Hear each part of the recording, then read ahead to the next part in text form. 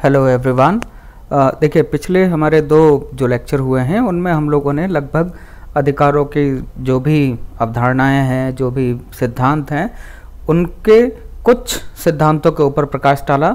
सबसे पहले लेक्चर में अधिकार और स्वतंत्रता, अधिकार और कर्तव्य, इनके बीच में क्या संबंध है और अधिकार हमें क्यों चाहिए, अधिकारों की आवश्यकता क्या है, अधिकार क्या होते हैं, ये सब चीज़ें हम लोग अपने दो शुरू के वीडियो में लेक्चर में डिस्कस कर चुके हैं। देखिए, तीसरा भाग है ये, और ये अंतिम भाग है जिसमें हम लोग जो बची हुए हमारे सिद्धांत हैं उनके ऊपर एक चर्चा करेंगे। ये तीसरा भाग है। तो हमारी चर्चा जो है यहाँ जो पहला इसमें आएगा वो शुरू हो रही है उदारवादी सिद्धांत से।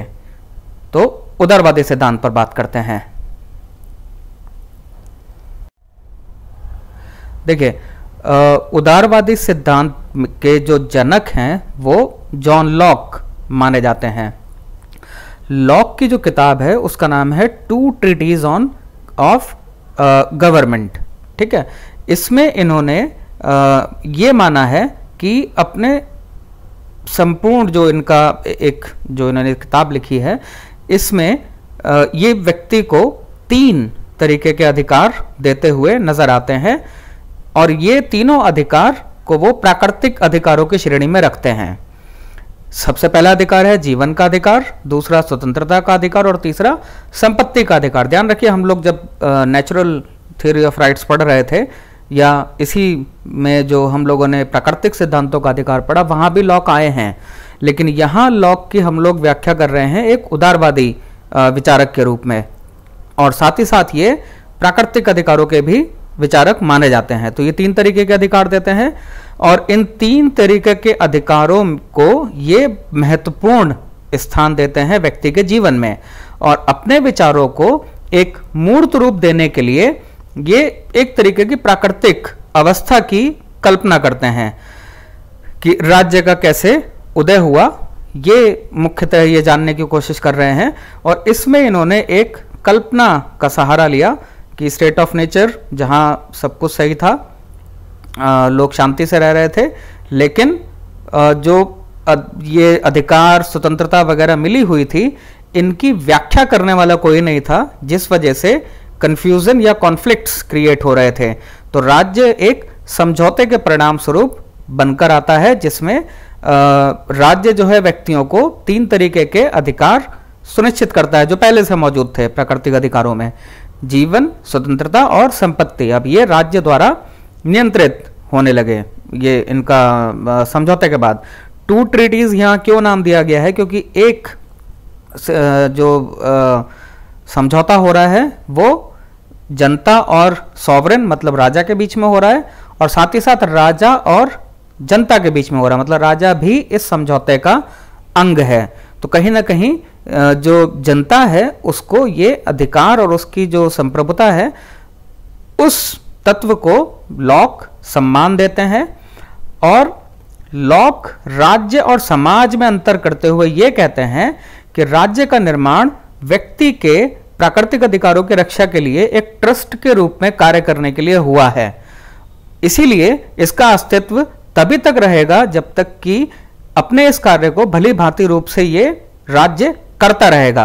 अगर राज्य अपने इस कार्य को भली भांति नहीं करेगा और व्यक्तियों के प्राकृतिक अधिकार जो हैं वो संकट में आएंगे, तो व्यक्तियों के पास यह अधिकार होगा कि राज्य को समाप्त करके एक दूसरे राजा का वहां पर चयन करें। तो राज्य का यहां पर मुख्य उद्देश्य है कि जो भी उसके कर्तव्य हैं उसका वो निर्वहन करे, वरना उसे भंग कर दिया जाएगा। भंग करने के दौरान लॉक ही ये बात कह रहे हैं कि समाज के अस्तित्व पर कोई खतरा नहीं आएगा। अब इस दृष्टि से अगर देखा जाए तो लॉक व्यक्ति को साध्य मानते हैं और राज्य को साधन मानते हैं।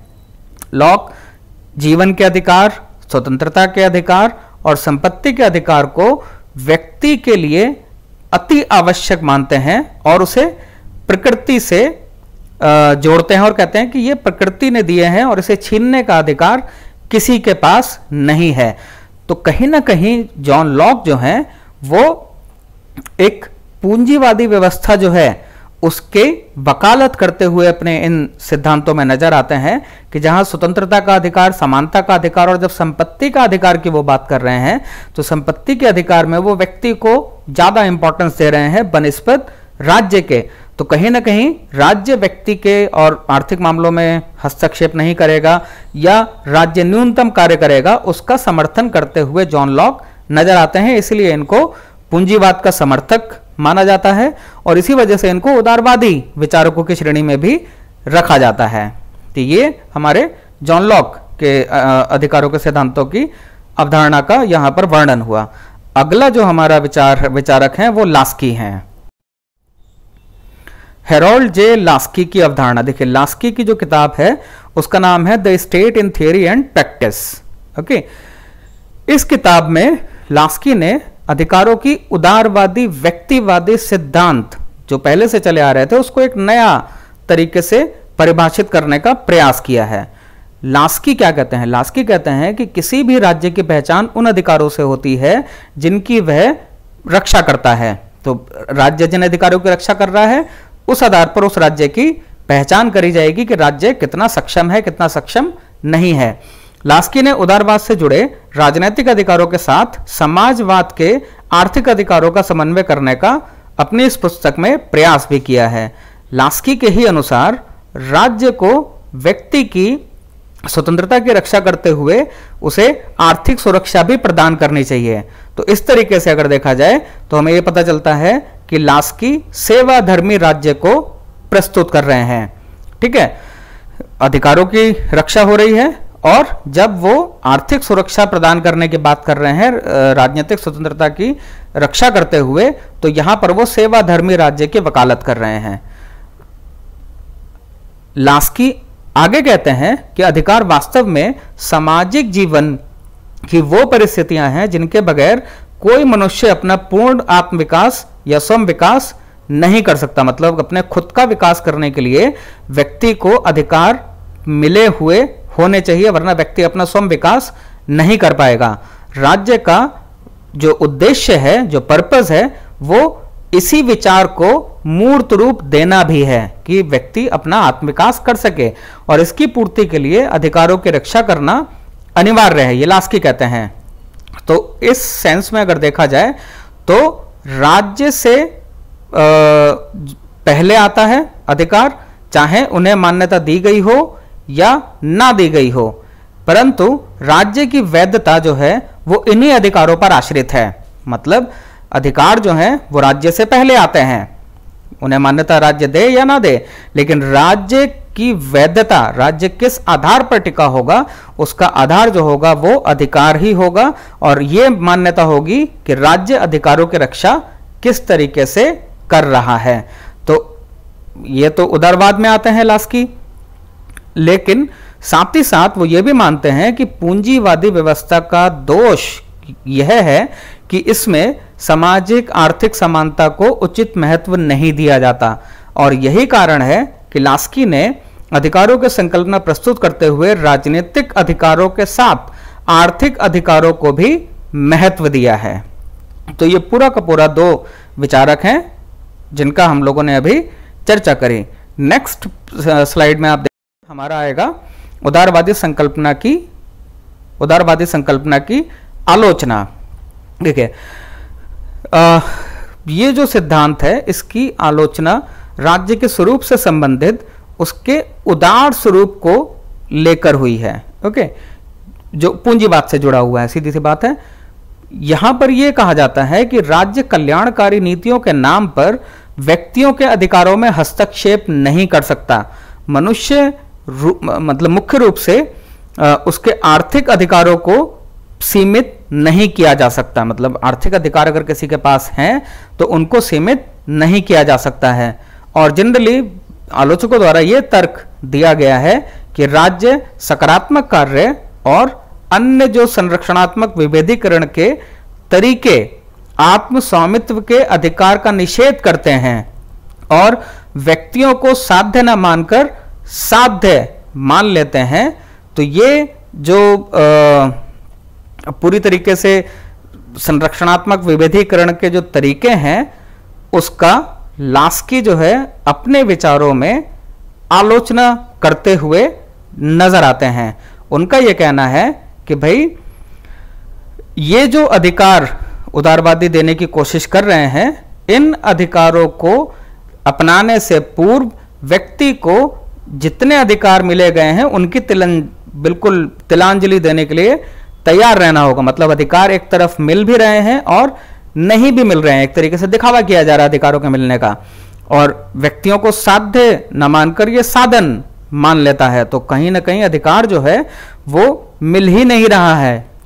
और जब वो संरक्षणात्मक विविधीकरण को क्रिटिसाइज करते हैं, आलोचना करते हैं, तो उसका आधार है कि इससे संरक्षणात्मक विविधीकरण से राज्य की जो शक्ति है वो असीमित रूप में बढ़ती है। और फिर इस बात की भी कोई गारंटी नहीं है कि संरक्षणात्मक विभेदीकरण से समानता आ ही जाएगी और सबको समान रूप से अधिकार आवंटित हो जाएंगे, क्योंकि अवसरों और दशाओं की समानता का अंतिम परिणाम असमानता ही होगा। देखिए, जो पूंजीवादी व्यवस्था है वो प्रतियोगिता आधारित प्रणाली पर टिकी होती है। ब्रिटेन, फ्रांस, अमेरिका, उस दौर के आप जहां भी देखेंगे वहां पर प्रतियोगिता आधारित प्रणाली विकसित करी गई थी। अब इसका अर्थ क्या है? यहां पर प्रतियोगिता आधारित प्रणाली में हर व्यक्ति नहीं जीत सकता है या हर व्यक्ति सफल नहीं हो सकता है। प्रतियोगिता आधारित प्रणाली में सिर्फ वही व्यक्ति जीतेगा या वही व्यक्ति सफल होगा जो दूसरों से थोड़ा श्रेष्ठ होगा। अब यहां श्रेष्ठता की परिभाषा क्या है? श्रेष्ठता की परिभाषा यहां पर अलग अलग तरीके से डिफाइन होती है। देखिए, इसको मैं एंड में बताऊंगा। यहां पर हम लोग हेयक की टिप्पणी जो है उस पर बात करते हैं। ये पूरा का पूरा जो संरक्षणात्मक विभेद का डिस्कोर्स है, इसमें हेयक कहते हैं कि लोग एक दूसरे से भिन्न होते हैं, अलग अलग होते हैं, लोगों में आपस में कोई समानता नहीं होती। और इस विचार से जो निष्कर्ष निकलता है वो ये है कि अगर हम सभी व्यक्तियों के साथ एक जैसा व्यवहार करते हैं तो उसका परिणाम निश्चित रूप से असमानता की वृद्धि ही होगा, और कुछ नहीं हो सकता। अगर सभी व्यक्ति के साथ एक जैसा व्यवहार किया जाने लगे तो असमानता की जो खाई है वो और ज्यादा गहरी होती जाएगी। स्वतंत्र समाज में लोगों को उनकी दशाओं में समान बनाने की कामना को स्वीकार नहीं किया जा सकता, क्योंकि इससे और अधिक भेदभाव और दमन को बढ़ावा मिलता है। अब वापस मैं अपने उस पर आता हूं। देखिए, यहां एक छोटा सा एग्जाम्पल देते हैं कि मान लीजिए रेस हो रही है और रेस में एक ऐसा व्यक्ति दौड़ रहा है जो पूरी तरीके से स्वस्थ है, दूसरा ऐसा व्यक्ति दौड़ रहा है जो शारीरिक रूप से अपंग है या फिजिकली हैंडीकैप्ड कह लीजिए या विजुअली चैलेंज्ड है, राइट। अब इन दोनों में अगर रेस हो रही है तो कौन जीतेगा? हमेशा वही जीतेगा जो शारीरिक रूप से सक्षम है। तो जो ये बात करी जा रही है यहां पर पूंजीवादी प्रणाली में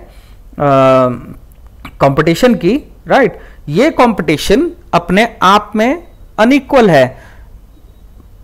प्रतियोगिता आधारित प्रणाली जो है ये इक्वल नहीं है। जब इक्वल नहीं है तो जो व्यक्ति फिजिकली हैंडीकैप्ड है या विजुअली चैलेंज्ड है उसके अधिकारों का यहां पर हनन होगा। चलिए, एक ये उदाहरण हो गया। दूसरा, जो फिजिकली चैलेंज्ड नहीं है, जो फिजिकली फिट व्यक्ति हैं, वहां पर भी अधिकारों का उल्लंघन होगा। कैसे होगा? कि जो व्यक्ति जीत रहे हैं, हो सकता है उनके पास संसाधन ज्यादा अच्छे तरीके से सुलभ हो, उनके पास फैसिलिटीज हो, उनके पास कोच अच्छे हो, डाइट अच्छी मिलती हो, वो आधुनिक चीज़ों से बहुत ज़्यादा उनके पास इजीली अवेलेबल हो, और जो दूसरे, तीसरे, चौथे या हार जा रहे हैं शारीरिक रूप से सक्षम व्यक्ति भी, वो इन सभी के ना रहने की वजह से पिछड़ जा रहे हैं। तो यहां पर दो तरीके के व्यक्तियों का अधिकारों का हनन हो गया, समानता स्थापित नहीं हुई। एक वो जिनके पास संसाधन नहीं है, वो हमेशा हारेंगे, और दूसरे वो जो फिजिकली हैंडीकैप्ड हैं या सामाजिक रूप से बहिष्कृत हैं या जिनके पास विजुअली जो चैलेंज्ड लोग हैं किसी भी तरीके से। तो ये जो व्यक्ति है ये हमेशा किसी भी तरीके कंपटीशन में उन व्यक्तियों के सामने नहीं खड़े हो पाएंगे जो इस पूरी व्यवस्था में ज्यादा सुदृढ़ स्थिति में है। तो यहां उनके अधिकारों का हनन होगा और इसी आधार पर हेयक और अन्य लोग आलोचना करते हैं उदारवादी संकल्पना की, उदारवादी सिद्धांत की, कि उदारवाद जो है वो सिर्फ पूंजीवाद को बढ़ावा देते हुए दिखता है और पूंजीवाद में भी जो कुछ मुट्ठी भर लोग हैं उनको अधिकार देने की वकालत करता है। और ऐसे सिस्टम में वाकई में कुछ मुट्ठी भर लोग ही अधिकार का एंजॉय कर पाएंगे, सभी लोग अधिकार को एंजॉय नहीं कर पाएंगे। क्यों? क्योंकि समानता जो है वो स्थापित हो ही नहीं पाएगी। ये बड़ा सवाल यहां पर है कि असमान व्यक्तियों के बीच में समानता कैसे स्थापित की जाए। तो सीधी सी बात है, प्रतियोगिता आधारित प्रणाली के जरिए असमान व्यक्तियों के बीच में समानता स्थापित नहीं करी जा सकती है। उसके लिए हमें कुछ दूसरी चीजों का सहारा लेना पड़ेगा। इन आधारों पर उदारवादी जो सिद्धांत है उनकी आलोचना करी जाती है। अब हमारा अगला जो स्लाइड आएगा वो है स्वेच्छातंत्रवादी संकल्पना। स्वेच्छातंत्रवादी सिद्धांत, देखिए स्वेच्छातंत्रवादी सिद्धांत को रॉबर्ट नॉजिक ने दिया है। इनकी किताब थी रादर है एनार्की, स्टेट एंड यूटोपिया। और ये इस किताब में जॉन रॉल्स की जो किताब है अ थ्योरी ऑफ जस्टिस, उसकी आलोचना कर रहे हैं पूरी किताब में। और आलोचना करने के दौरान ही ये स्वेच्छातंत्रवादी विचार को भी विकसित कर लेते हैं। हालांकि रॉबर्ट नॉजिक जो है वो बहुत हद तक उदारवाद के नजदीक जाते हुए नजर आते हैं। देखिए जब वो आलोचना कर रहे हैं तो यहाँ ये जॉन रॉल्स की, तो यहाँ ये माना जा सकता है कि उनकी ये जो किताब है वो रॉल्स के विचारों पर उन्होंने एक प्रतिक्रिया दी थी। नॉजिक क्या कहते हैं? नॉजिक ये कहते हैं कि प्रत्येक व्यक्ति को कुछ निश्चित अधिकार प्राप्त होते हैं और ये अधिकार असीम होते हैं। जैसे व्यक्ति के संपत्ति के अधिकार है ना, असीम है। दूसरे शब्दों में इन अधिकारों पर व्यक्ति या समुदाय के शुभ या कल्याण के नाम पर कोई हस्तक्षेप किसी भी प्रकार से राज्य के द्वारा या किसी संस्था के द्वारा नहीं किया जा सकता है। जबकि जो रॉल्स हैं वो अपने जब सिद्धांत का प्रतिपादन कर रहे हैं तो वहां वो ये कह रहे हैं कि अधिकार का सिद्धांत व्यक्तित्व की स्वतंत्रता में हस्तक्षेप करना को मंजूरी देते हैं। एक तरफ रॉबर्ट नॉजिक हैं जो बिल्कुल हस्तक्षेप को मना कर रहे हैं कि हस्तक्षेप नहीं करेगा कोई भी, वहीं रॉल्स जो हैं वो हस्तक्षेप की वकालत कर रहे हैं। नॉजिक जो है अधिकार के सिद्धांत में न्याय के हकदारी सिद्धांत की बात कर रहे हैं और इसका समर्थन कर रहे हैं। देखिए जो हकदारी सिद्धांत है इसको एंटाइटलमेंट थ्योरी भी कहा जाता है इंग्लिश में। इसके 3 भाग हैं। पहला, न्यायपूर्ण अर्जन का सिद्धांत। इसमें क्या कहते हैं?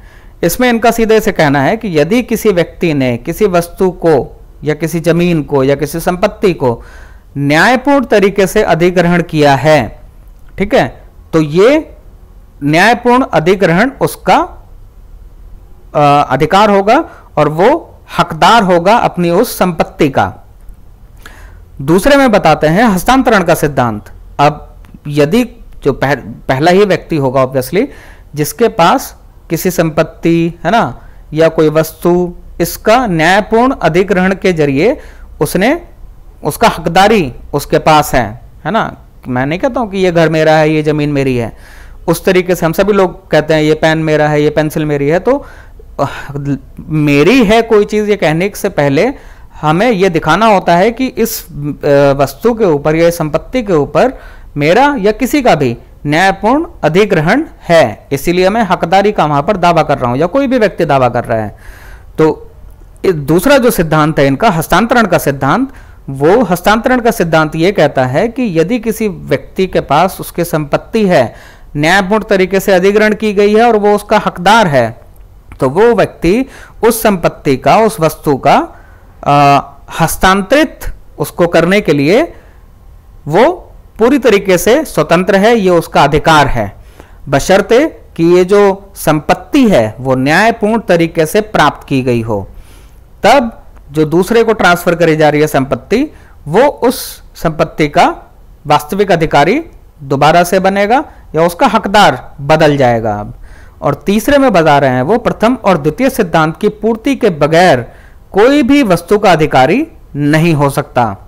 मतलब कि पहला और दूसरा सिद्धांत जब तक आप इनको टैली नहीं करेंगे कि आखिर किसी व्यक्ति के पास संपत्ति कैसे आई है, तब तक कोई भी वस्तु जो है उसका कोई भी वस्तु का अधिकारी नहीं किसी को माना जाएगा। जनरली इसमें यह माना जा सकता है कि प्रत्येक व्यक्ति कहीं ना कहीं से अपनी हकदारी दिखा ही देगा और अपना दावा भी पेश कर ही देगा अपनी किसी भी संपत्ति के ऊपर।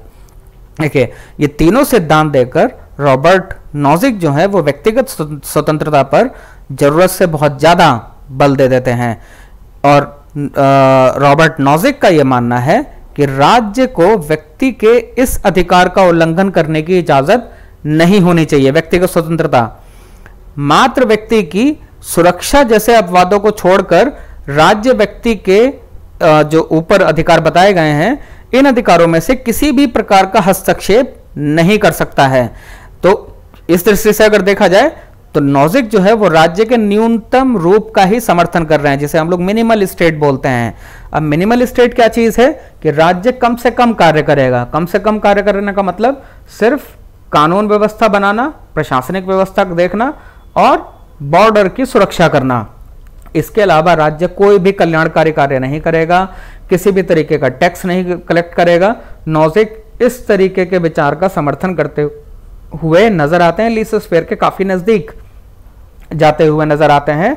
लीसेस्फेयर जो ये कहता है कि व्यक्ति को अकेला छोड़ दो, मतलब राज्य व्यक्ति के आर्थिक मामलों में हस्तक्षेप नहीं करेगा। कोई व्यक्ति अगर अमीर है तो अपनी मेहनत की वजह से अमीर है, कोई गरीब है तो वो अपने आलस की वजह से गरीब है। जो ये एक कैजुअली अगर मैं बोलूं तो इस तरीके की चीजों को मान्यता दी जाती है।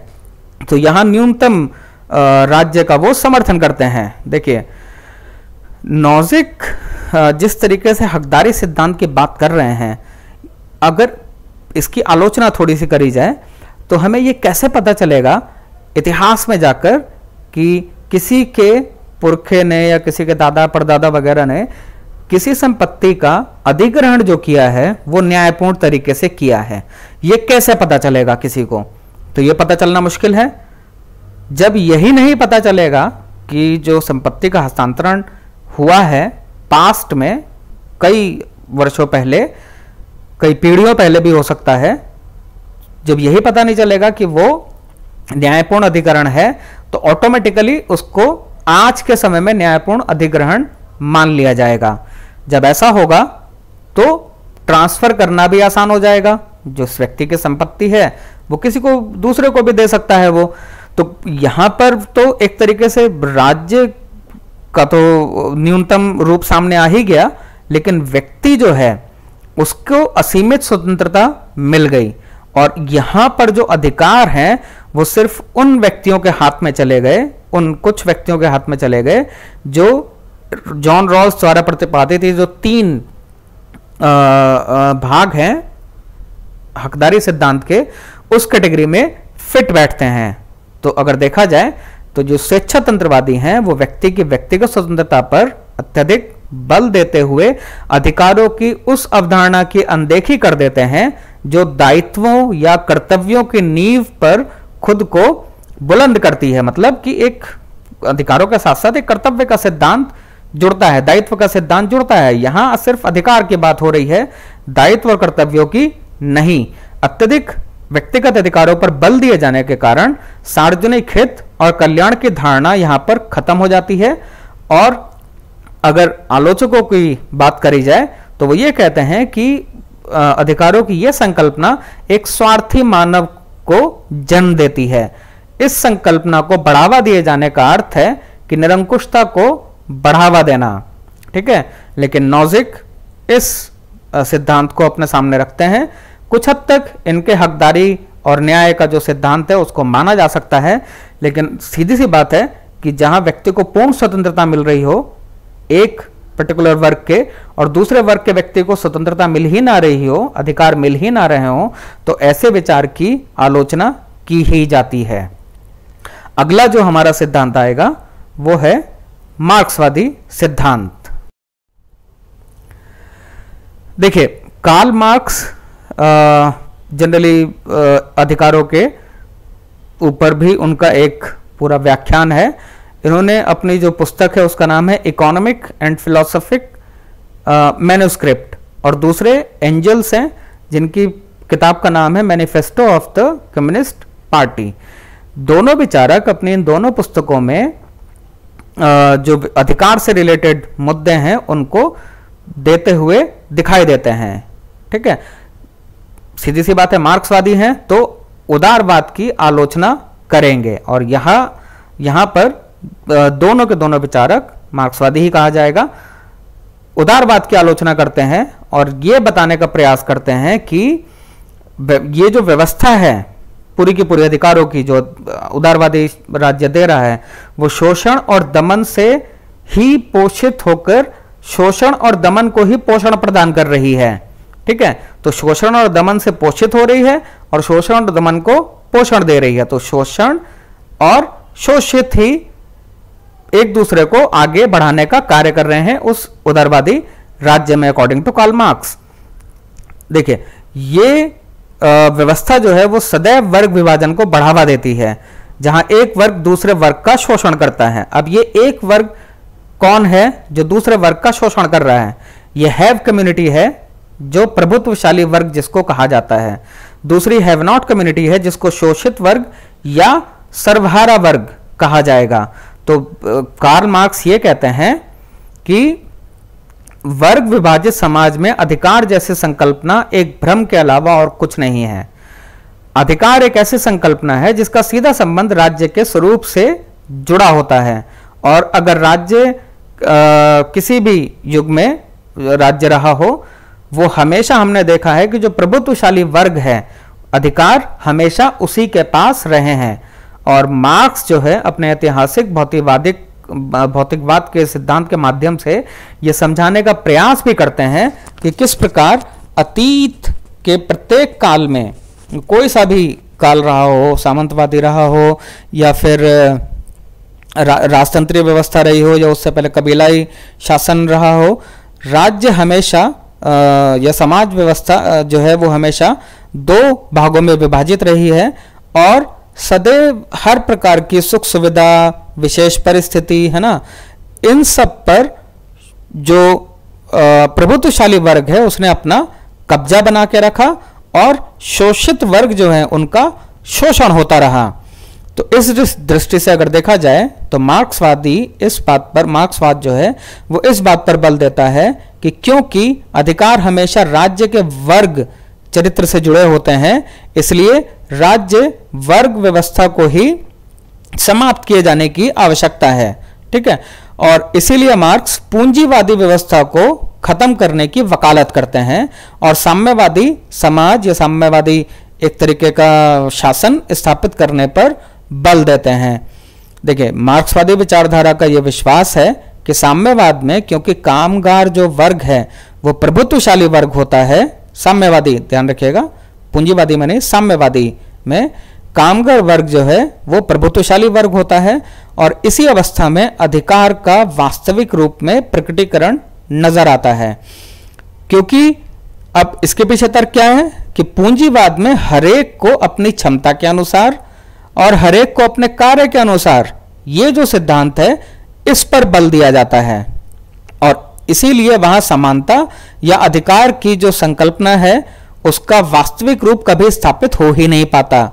लेकिन साम्यवादी व्यवस्था में हरेक को अपनी क्षमता के अनुसार और हरेक को अपनी आवश्यकता के अनुसार, है ना, ये साम्यवादी सिद्धांत इस सिद्धांत पर चलता है, और इस सिद्धांत पर चलने के कारण अधिकार, न्याय, स्वतंत्रता, समानता, इनका जो वास्तविक रूप है वो जनता तक पहुंच पाता है।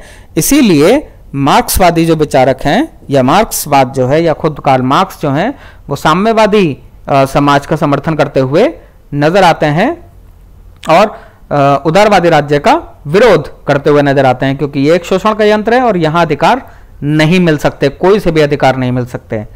ठीक है, तो ये उनका पूरा का पूरा मार्क्सवादी सिद्धांत है। अगला हमारा जो स्लाइड आएगा वो है समुदायवादी सिद्धांत के ऊपर। देखिए समुदायवादी सिद्धांत में जनरली ये देखा जाता है कि समुदाय की उपयोगिता क्या है, ठीक है, और राज्य और व्यक्ति के संबंध आपस में क्या है। तो समुदायवादी जो भी होगा, चार्ल्स टेलर हैं, है ना, भीखू पारेख हैं, विल्किमलिका हैं, बहुत सारे थिंकर्स हैं जो मोटा मोटी यही उनका सिद्धांत रहता है कि समुदाय की उपयोगिता क्या है और राज्य व व्यक्ति के बीच में जो संबंध हैं वो कैसे हैं और क्या हैं। देखिए जो भी समुदायवादी विचारक है उनके अनुसार व्यक्ति का हित समुदाय के सामान्य हित में ही शामिल होता है। समुदाय से अलग व्यक्ति का कोई हित नहीं होता और इसीलिए व्यक्ति समुदाय के हितों के प्रति वफादार रहकर ही वास्तविक अर्थ में अपने अधिकारों को प्राप्त कर सकता है। अब इस दृष्टि से यह देखना आवश्यक है कि राज्य समुदाय के हितों को पोषित करने पर ध्यान दे। समुदायवादी जो विचारक हैं वो मुख्य रूप से उदारवादियों द्वारा प्रतिपादित अधिकार की संकल्पना की आलोचना करते हैं और ये कहते हैं कि उदारवाद की समस्या ये है कि व्यक्तिवाद पर यह बहुत ज़्यादा जोर देता है और अपनी जो अवधारणाएं हैं उनमें व्यक्तिगत अधिकारों और व्यक्तिगत आज़ादी की अवधारणाओं को जोड़ते हैं। लेकिन उदारवादी इस बात की उपेक्षा करते हैं कि व्यक्तिगत आज़ादी और भलाई केवल समुदाय के भीतर ही संभव है। जब हम एक बार समाज पर मनुष्य की निर्भरता, हाँ, इसको मान्यता दे देते हैं तो समाज के सामान्य हित, जिसे कॉमन इंटरेस्ट कहा जाता है, को कायम रखने का हमारा दायित्व हमारे अधिकारों जितना ही भारी हो जाता है। इसलिए समुदायवादी तर्क देते हैं कि उदारवादियों को अधिकार की राजनीति की जगह सामान्य हित की राजनीति को अपनाना चाहिए या कम से कम अधिकार की राजनीति में सामान्य हित की राजनीति को भी जोड़ देना चाहिए। ठीक है, ये तर्क दे रहे हैं विल्किमलिका पूरा का पूरा।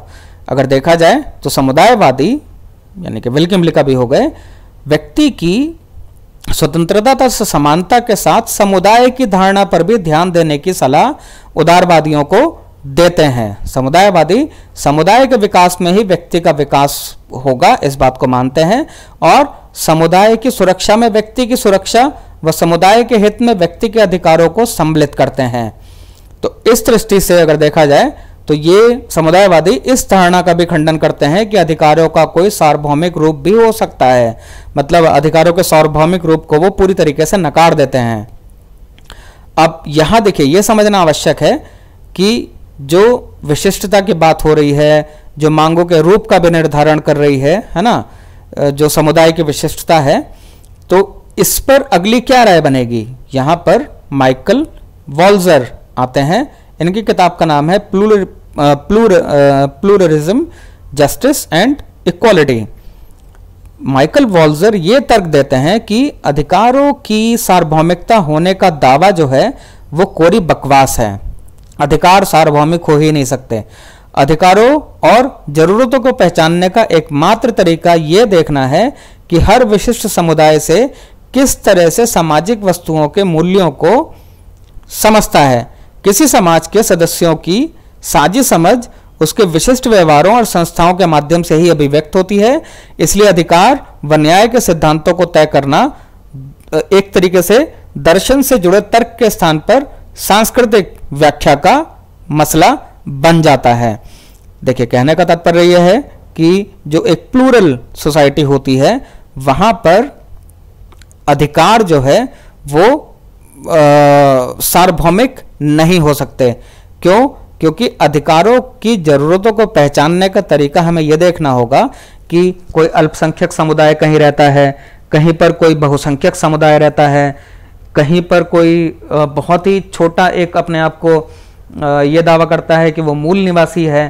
तो हर तरीके के, या स्त्रियां हो गई, जेंडर एक तरीके से आ गए, तो जितने भी ये समुदाय हैं, हर समुदाय एक अलग तरीके की मांग लेकर आएंगे। सब समुदायों के ऊपर एक ही तरीके की मांग या एक ही तरीके के अधिकार अगर थोप दिए जाएंगे तो अधिकारों के रूप में समानता स्थापित नहीं हो पाएगी। ये माइकल वॉल्जर अपने किताब में लिख रहे हैं। और कहीं ना कहीं जो विल्किमलिका हैं विल किमलिका भी अपनी किताब मल्टीकल्चरलिज्म में ये कहते हुए नजर आते हैं कि जो बहुसंख्यक अधिकार हैं वो तो मिलना ही चाहिए बहुसंख्यकों को, मेजॉरिटी पॉपुलेशन को, लेकिन साथ ही साथ जो नेशनल माइनॉरिटी है, जो राष्ट्रीय अल्पसंख्यक हैं, उनको कुछ विशिष्ट अधिकार दिए जाने चाहिए।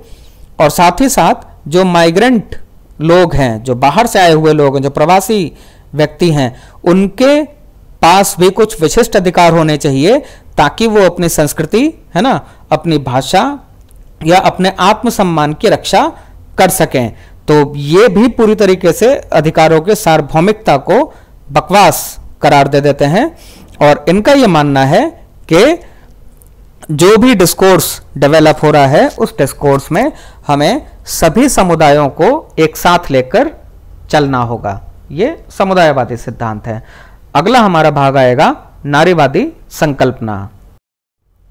देखिए, नारीवादी जो संकल्पना है उसमें या सिद्धांत है, उसमें सबसे पहले नारीवादी जितने भी विचारक हैं वो पितृसत्तात्मक सामाजिक व्यवस्था की आलोचना करते हैं। सबसे पहले उनका यही चीज है कि वो डिस्कोर्स में आलोचना लेकर आते हैं। वो महिला और पुरुष के बीच जो भेदभाव मौजूद है समाज में, किस राज्य व्यवस्था में, उसके ऊपर प्रकाश डालते हैं।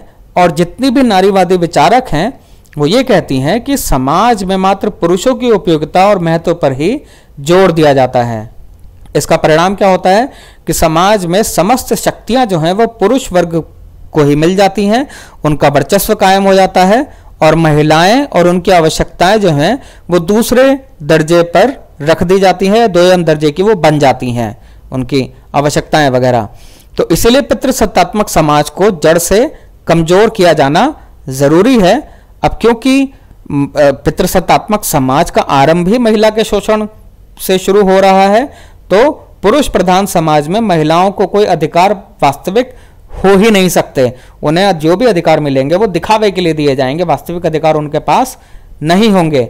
इसीलिए समाज की पुनः स्थापना या जो वर्तमान पितृसत्तात्मक समाज है, इस समाज को नारीवादी दृष्टि से महिलाओं के अधिकारों की पुनः सृजन, जिसे रिक्रिएशन कहते हैं, किया जाना चाहिए। या तो समाज पूरी तरीके से बदल दिया जाए, पितृसत्तात्मक समाज खत्म कर दिया जाए, या अगर ये समाज रहता भी है तो यहाँ पर जो नारियों का जो अधिकार है उसको रीडिफाइन किया जाना चाहिए और उन दोबारा से ये अधिकार सभी मिलने चाहिए। तब एक समाज का निर्माण हो पाएगा जिसमें पुरुष और स्त्रियों को एक समान दर्जा मिला हो। ठीक है, नारीवादियों का ये एक मेजर तर्क है। देखिए, यहाँ पर नारीवादी जो हैं वो जनरली जो इस पूरे डिस्कोर्स में लेकर आती हैं वो परिवार को लेकर आती हैं, समुदाय को लेकर आती हैं, धर्म को लेकर आती हैं, स्कूल को लेकर आती हैं, धार्मिक संस्थाओं को लेकर आती हैं, मीडिया को लेकर आती हैं और महिलाओं को किस प्रकार से सशक्त नागरिक बनाया जाए उनका फोकस इस चीज़ के ऊपर ज़्यादा रहता है। क्योंकि अगर महिलाओं का सशक्तिकरण होगा तो ऑब्वियसली उनके पास अधिकार, स्वतंत्रता, समानता ये लेने के लिए एक वो आवाज़ बुलंद करेंगी। अब इन्हीं मुद्दों पर नारीवादी जो है मुख्य रूप से 3 भागों में या 3 धाराओं में विभाजित हो जाती हैं, जिनमें सबसे पहली हैं उदारवादी नारीवाद, जो अधिकार की बात करते हैं। देखिए, उदारवादी धारा जो है नारीवाद की, वो संवैधानिक तरीके से प्राप्त होने वाले राजनीतिक और नागरिक अधिकारों पर बल देती हैं। और दूसरी तरफ जो समाजवादी नारीवादी हैं वो इनके नारियों के आर्थिक सशक्तिकरण इस पर अधिक बल देती हैं। उनका ये कहना है कि नारियां जो हैं वो आर्थिक रूप से जितना ज़्यादा स्वावलंबी बनेंगी, अपने पैरों पे आर्थिक रूप से जितना जल्दी खड़ी होंगी, उतना ही वो अधिकारों को लेकर सजग होंगी। और साथ ही साथ जो घरेलू कार्य हैं उसमें वेतन की मांग करती हैं समाजवादी नारीवादी, समान वेतन की मांग उठाती हैं, व्यवसायिक अवसर समान होने चाहिए इसकी बात करती हैं, शिशु केंद्र ये हर राज्य एक कंपलसरी तरीके से स्थापित करे इसकी मांग करती हैं, और इन सभी को नागरिकता के अधिकार से जोड़ने की मांग करती हैं कि भैया जो भी महिलाएं हैं उनको ये सब अधिकार एक नागरिक अधिकार की तरह से दिए जाने चाहिए। ये मुख्य चीजें हैं समाजवादी नारीवादियों के। अब देखिए इनके बाद आते हैं उग्र नारीवादी। देखिए उग्र नारीवादी जो हैं वो वंचिता कहती हैं नारियों को, और ये कहती हैं कि वंचिताओं की जो जड़ है वो पारिवारिक संस्था से जोड़कर ही देखा जाना चाहिए। मतलब कि परिवार एक ऐसी संस्था है जहां से महिलाओं का शोषण शुरू होता है, ठीक है, जो खुद का परिवार है, और महिलाओं का एक विशेष प्रकार का समाजीकरण ये परिवार कर देता है और उन्हें सार्वजनिक क्षेत्र से दूर पारिवारिक जिम्मेदारियों में उनका अपना परिवार ही बांधना शुरू कर देता है और बांध देता है। इसीलिए वो परिवार नामक संस्था को समाप्त करने का हिमायत करती हुई नजर आती हैं उग्र नारीवादी, और ये कहती हैं कि परिवार नाम की संस्था होनी ही नहीं चाहिए। और साथ ही साथ जो LGBT राइट्स हैं, समलैंगिक अधिकार हैं, उसका ये समर्थन भी करती हैं। तो उग्र नारीवाद जो है वो कहीं ना कहीं एक बहुत अलग डिस्कोर्स में लेकर जाती हैं अधिकारों को, और उनकी नज़र में जब तक पितृसत्तात्मक समाज समाप्त नहीं होगा, जब तक परिवार का जो ये स्ट्रक्चर है, संरचना है, वो समाप्त नहीं होगी, तब तक नारियों को उनके अधिकार नहीं मिल पाएंगे। तो ऊपर की दोनों विचारधाराओं से उग्र नारीवाद बिल्कुल एक अलग विचारधारा रखता है। अब देखिए अगला हमारा भाग आएगा सिद्धांतों के ऊपर नारीवाद, जिसमें सूजन मोलर ओकीन और आयरिश मेरियन यंग के विचार हम लोग यहां समझेंगे। देखिए ओकीन जो हैं उनकी किताब का नाम है justice, gender and the family. ये इस किताब में बहुत कड़े शब्दों का सहारा ले रही हैं और ये कह रही हैं कि विश्व भर में जो जेंडर रिलेशंस हैं, है ना, जो लैंगिक संबंध हैं जो पाए जाते हैं, उनकी सामाजिक और सांस्कृतिक मान्यताएं, है ना, मान्यताओं पर आधारित पारिवारिक जो संरचना है उसकी आलोचना की जानी चाहिए और उसको खत्म किया जाना चाहिए। ओकीन ये दावा कर रही हैं, और इसे समाप्त करके पूरे का पूरे डिस्कोर्स पारिवारिक संरचनाओं का इसको समाप्त करके समानता और सम्मान पर आधारित एक सामाजिक व्यवस्था की स्थापना की जानी चाहिए। देखिए परिवार, जब उनके अनुसार परिवार ही में ही शोषण शुरू हो जाता है, तो जब परिवार ही डिस्कोर्स में नहीं रहेगा, हमें आज लगता है ना कि परिवार बहुत इंपॉर्टेंट है। ओकीन ये कहती हैं कि पारिवारिक संरचना अगर उस तरीके से नहीं रहेगी, खत्म हो जाएगी, तो ऐसी परिस्थिति में पारिवारिक संरचना को खत्म करके जो दूसरी एक संरचना आएगी, नारीवादी संरचना जिसे कह रही हैं, वो समानता और सम्मान पर आधारित व्यवस्था की स्थापना करेगी। ये इनका मूल विचार है अपनी किताब में। देखिए दूसरे इसमें आती हैं आयरिश मेरियन यंग। इनकी किताब का नाम है polity and group difference, a critic of the ideal of universal citizenship. देखिए यहाँ पर ये एक तर्क रखती हैं कि मात्र नागरिकता की औपचारिक पहुंच से किसी राज्य को संवेदनशील या कल्याणकारी नहीं माना जाना चाहिए, बल्कि व्यवहारिक स्तर पर समाज में अधिकारों की प्राप्ति और प्रयोग के दोहरेपन को समझना चाहिए। यंग जो है ये बात कह रही हैं और तर्क दे रही हैं कि सार्वभौमिक नागरिकता के 3 आदर्श अर्थ होते हैं। सबसे पहले अर्थ में सभी को नागरिकता देने और सार्वजनिक जीवन में भागीदारी मिलनी चाहिए। दूसरे अर्थ में उन बिंदुओं पर यंग बल देती हैं जहां से लोगों के बीच में एक समानता स्थापित हो कि किन बातों पर बल देने से लोग एक दूसरे से अलग हो जाते हैं, या जो जेंडर हैं वो एक दूसरे से अलग खड़े हो जाते हैं कि लड़का है तो ये काम करेगा, लड़की है तो ये काम करेगी, इस टाइप की चीजें, या कोई अगर ब्लैक है तो ये काम करेगा, वाइट है तो ये काम करेगा। तो इस तरीके से वो पूरे डिस्कोर्स को लेकर आती हैं सार्वजनिक जीवन में अपने दूसरे अर्थ में, कि ऐसा उन बिंदुओं पर प्रकाश डालती हैं कि जहां लोगों में समानता हो, ना कि उन बातों पर बल देती हैं जो कि लोगों को एक दूसरे से अलग करती हों। तीसरे अर्थ में उनका जो सिद्धांत है वो समान व्यवहार की बात करता है, चाहे समूह में कितनी भी भिन्नता हो। भाई हर तरीके के समूह होते हैं, Hindu, Muslim, upper caste, lower caste, white, black, man, women, हर तरीके के अंतर संबंध देखे जाते हैं और इनमें भिन्नताएं भी होती हैं। तो यंग ये कहती हैं कि अपने तीसरे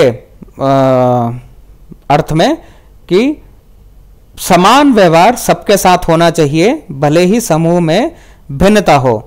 यंग अगर देखा जाए, पहले अर्थ को देखा जाए इनको, तो पहले अर्थ को लागू करें अगर हम लोग, तो नागरिकता के उस अर्थ को चुनौती मिलती है जो गणराज्य परिभाषा पर आधारित विभिन्नता का खंडन करती है। ये एक ऐसे नागरिकता की अवधारणा को लागू करती हैं जो विभेदीकरण पर आधारित हो। इस प्रकार ये जो विचारक हैं वो ये विश्वास करते हैं कि वास्तविक अधिकार तभी प्राप्त किए जा सकते हैं जब भिन्नता को स्वीकार किया जाए। जब ये स्वीकार किया जाए कि भाई दो धर्म अलग अलग होते हैं, जब ये स्वीकार किया जाए कि महिला और पुरुष जो हैं वो अलग होते हैं, महिलाओं की हमें बहुत सारी चीज़ों को स्वीकार करना पड़ेगा जिस तरीके से पुरुषों की चीज़ों को स्वीकार कर रखा है, and so on and so fourth. तो इस तरीके से प्रत्येक अवधारणाएं जो हैं वो नारीवादी परिप्रेक्ष्य से मूल्यांकित करने पर आयरिश मेरियन यंग जो है वो बल देती हैं, क्योंकि इनका मानना है कि महिलाओं का प्रत्येक परिस्थिति को देखने व समझने का नजरिया और किसी भी समस्या को हल करने का नजरिया या तरीका पुरुष वर्ग से बिल्कुल अलग होता है और ज्यादा तार्किक होता है, जिसे आज सम्मान दिए जाने और पॉपुलर डिस्कोर्स में शामिल किए जाने की आवश्यकता है। तो आयरिश मेरियन यंग जो हैं वो कहीं ना कहीं समानता की बात करते हुए महिलाओं को अधिकार जो अधिकार होने का दिखावा एक तरीके से राज्य करता है, वो वास्तविक रूप से अधिकार देने की वकालत करती हुई नजर आती हैं अपनी इस पुस्तक में। अगला जो हमारा चैप्टर है, टाइटल है, वो बहुसांस्कृतिक सिद्धांत, इस पर है। देखिए, बहुसंस्कृति का मतलब है कि किसी एक राज्य में विभिन्न संस्कृतियां रहती हैं। ठीक है, विभिन्न संस्कृतियां मतलब कि एक ही राज्य में अनेक तरीके की भाषा वाले लोग रहते हैं, अनेक तरीके के धर्म वाले लोग रहते हैं, अनेक तरीके के रीति रिवाज वाले लोग रहते हैं, अनेक तरीके की आस्थाओं वाले लोग रहते हैं। एक पर्टिकुलर धर्म के अंदर ही कई तरीके की भाषा, रीति रिवाज और आस्था या संस्कृतियां देखने को मिल जाती हैं। तो इस तरीके से ये जो समाज होता है, इस समाज को बहुसंस्कृति समाज कहा जाता है। और अधिकारों की बहुसांस्कृतिक संकल्पना या सिद्धांत जो है वो इस बात पर जोर देता है कि अधिकार, न्याय या समानता जैसी अवधारणाओं पर चर्चा करते हुए इस बात पर बल दिए जाने की आवश्यकता है कि ये सभी अवधारणाएं वास्तविक रूप में समाज में दिखनी चाहिए, व्यवस्थित होनी चाहिए। अपने वास्तविक रूप से इन अवधारणाओं को स्थापित करने के लिए यह आवश्यक है कि समाज के बहुआयामी स्वरूप को स्थापित किया जाए या स्वीकार किया जाए। देखिए, समाज के जब बहुआयामी स्वरूप को स्वीकार किया जाएगा तभी जो विभिन्न संस्कृतियां हैं उन संस्कृतियों को राज्य या समाज अपने में समाहित करेगा और जातीय या राष्ट्रीय अल्पसंख्यक है ना, इस तरीके के जो समूह हैं इनको प्रॉपर अधिकार मिल पाएंगे बिना किसी भेदभाव के, और ये एक प्रामाणिक व्यवहार माना जाएगा। ऐसा बहुसंस्कृति विचार के जो संस्थापक हैं या जो विचारक हैं वो मानते हैं।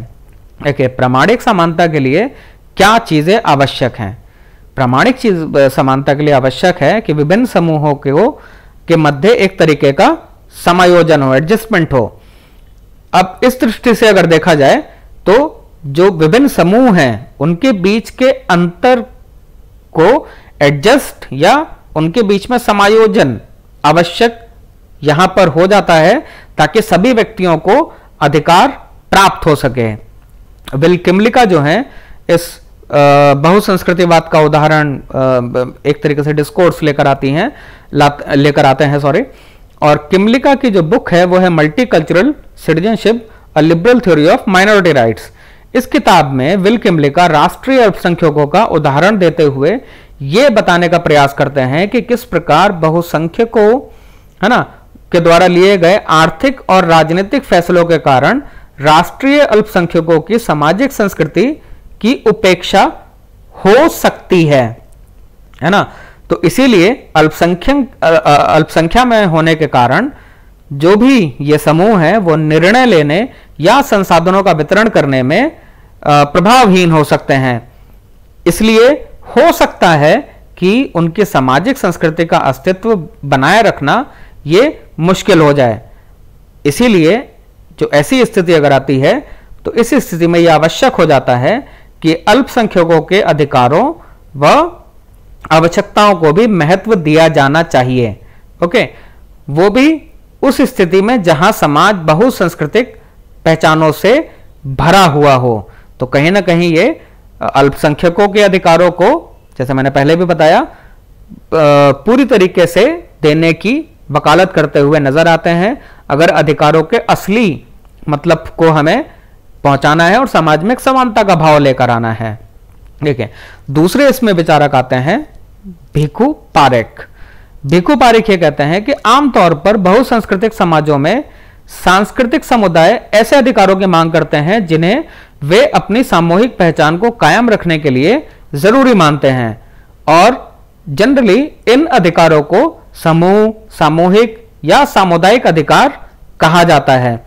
तो इन अधिकारों को उदारवादी न्याय प्रणाली में समायोजित करना आसान नहीं है, क्योंकि कई सवाल जो हैं वो अनसुलझे रह जाते हैं, जिनमें कुछ इस तरीके से होंगे। भिखु पारेख कहते हैं कि क्या सामूहिक अधिकारों की संकल्पना को तार्किक रूप से सही माना जा सकता है, और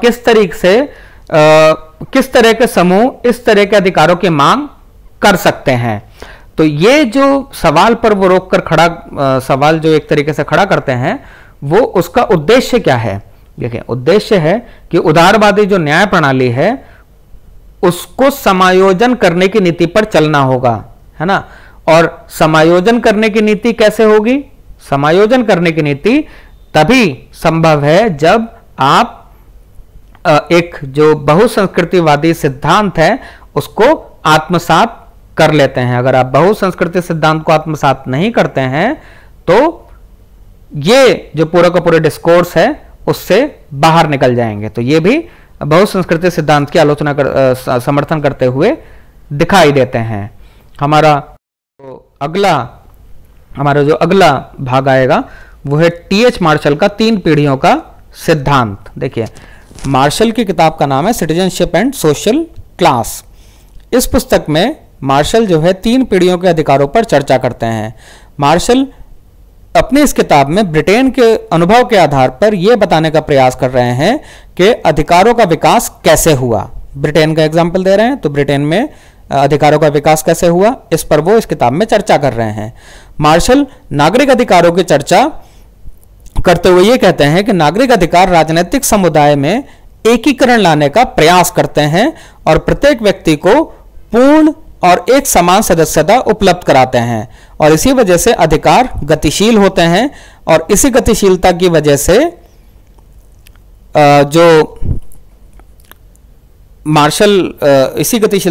मार्शल जो है ब्रिटेन में अधिकारों के विकास की बात 3 पीढ़ियों के विकास के आधार पर करते हैं। अब देखिए, 3 पीढ़ियों का विकास की बात वो क्यों कर रहे हैं? क्योंकि अधिकार जो हैं वो गतिशील हैं।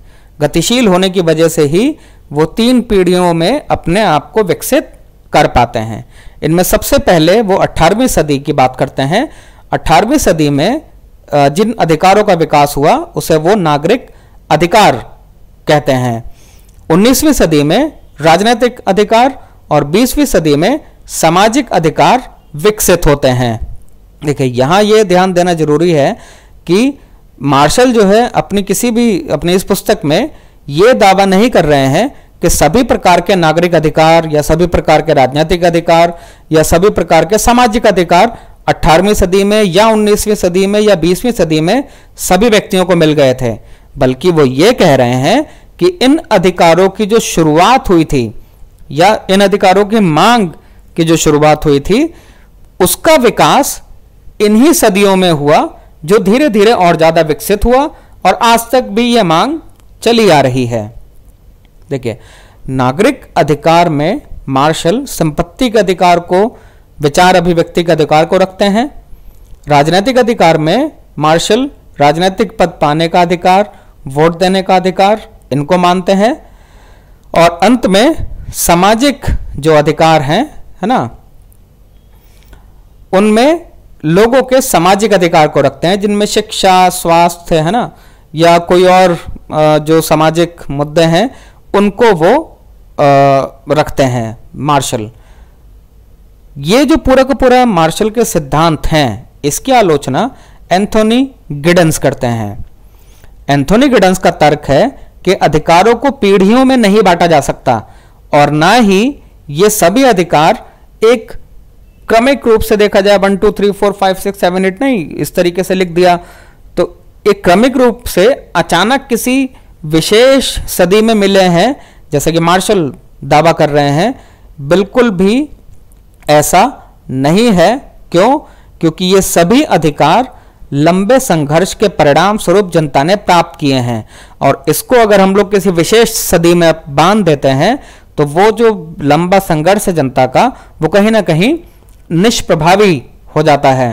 देखिए गिडन्स आगे ये कहते हैं कि ब्रिटेन, मार्शल जो है वो ब्रिटेन का उदाहरण दे रहे हैं, लेकिन उदाहरण देते हुए वो ये भूल जा रहे हैं कि जिस समय मार्शल ने ये किताब लिखी उस समय ब्रिटेन एक औपनिवेशिक शक्ति हुआ करता था और जितने भी राज्य ब्रिटेन के औपनिवेशिक शासन में थे वहां इन अधिकारों का सबसे ज्यादा हनन हुआ और औपनिवेशिक जनता को इन्हीं अधिकारों से पूर्णतया वंचित भी रखा गया।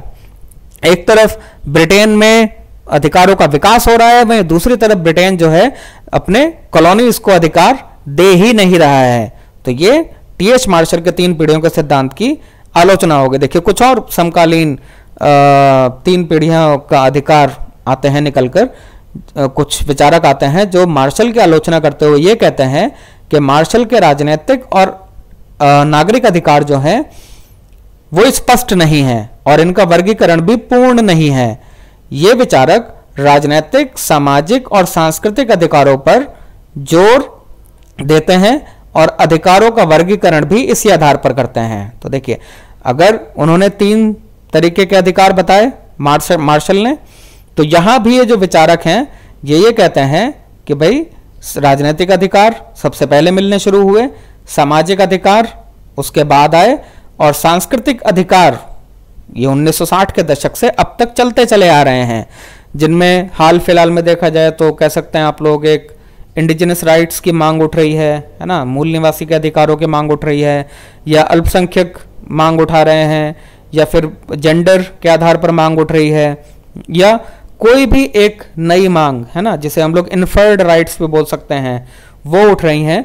तो ये सारी की सारी मांगे सांस्कृतिक अधिकारों में आ जाती हैं। तो ये वर्गीकरण जो है मार्शल का, उस वर्गीकरण पर ही ये विचारक सवाल खड़ा कर देते हैं और अपना एक नया वर्गीकरण विकसित करते हैं। तो उम्मीद है ये लेक्चर आप लोग सुनेंगे और नोट्स बनाएंगे अच्छे से। स्वस्थ रहिए, सुरक्षित रहिए, अच्छे से पढ़ाई करिए और अच्छे नंबरों से पास होइए। मेरी शुभकामनाएं आप सभी के लिए। Thank you very much.